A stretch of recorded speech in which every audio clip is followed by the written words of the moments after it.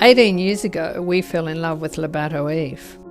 It was the ultimate escape from the city, a place to completely de-stress and enjoy a new lifestyle of boating, swimming, and we even tried our hand at sailing.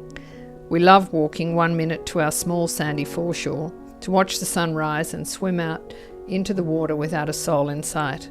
The stillness of the lake is only part of the beauty. It's the birds and the trees from the surrounding national park that never cease to make us happy. The 7-bedroom home is just like a warm blanket that wraps around you. We enjoy the use of 4 decks to decide where to have our morning cup of tea. I am an outside person, which has kept me very much at home, enjoying every corner of my terrace gardens. I've planted lots of frangipanis, and everywhere I look I can see all those colours from the hibiscus and beautiful gingers. We just can't bear to say goodbye to the old girl, but we have to move on.